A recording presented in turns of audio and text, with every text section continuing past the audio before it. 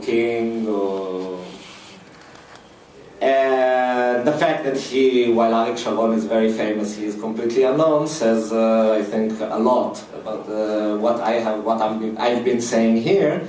But anyway, this remarkable person said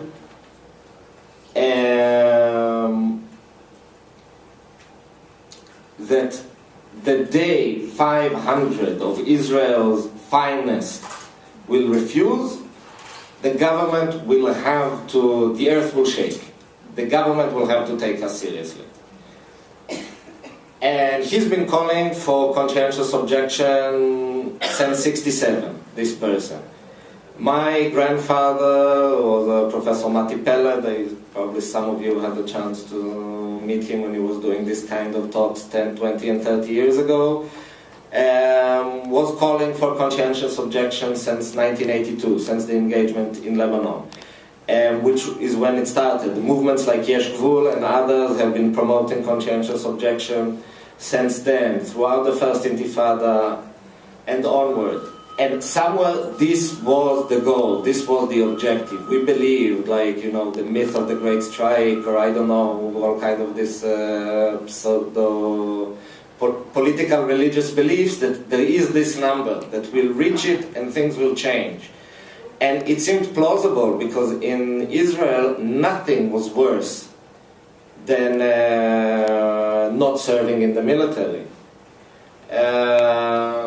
Well, I imagine there's quite a few Jews in the crowd here, and if you remember in the telling of the story of Passover, there are the four kids who ask, what is the story of Passover? And there you have this very clear line that states exactly what is the problem of conscientious objection in Israel. The text says very clearly, a person who separates himself from the community as if separated himself from God, committed an act of sacrilege. And this is the Israeli notion. You separate yourself from the collective, you committed the worst kind of sacrilege.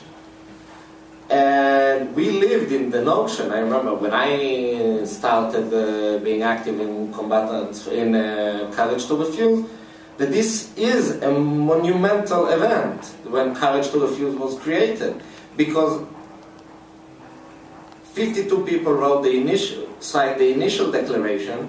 Within a week there was 170, within 2 weeks there were 350, and we could see, well, the rapture is coming. Unfortunately, we don't live in children's fairy tales, and it doesn't work like that. The earth didn't move, there was nothing shake. However, we became a constant fact in Israeli politics and Israeli political discourse. Today there are more than 2,500 people in Israel who refuse to serve, either altogether or reserve.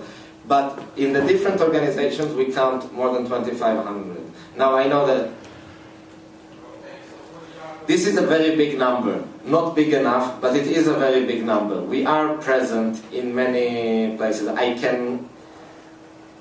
The army takes us into consideration in the fact that they are worried about using reserve soldiers now because they are worried about rebellion, about people refusing, people disobeying orders.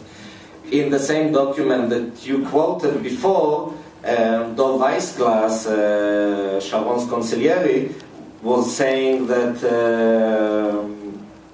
it was the refuseniks and other threatening dangers, other dangers to the existence of Israel, like the Geneva Accord and stuff like that, that pushed them forward for the disengagement.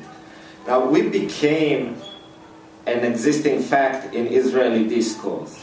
So we didn't have the impact we expected, but we did have a very big impact still. However, we became a fact in Israeli discourse. Just another point of view inside this liberal soup where I am for the occupation, you are against the occupation, and in the meantime, everything is going to hell behind us. We are not interested in that. This is why we moved away from the question of conscientious objection and created Combatants for Peace, where the emphasis is on going across and really engaging in on-the-ground grassroots activism in solidarity with Palestinian non-violent resistors.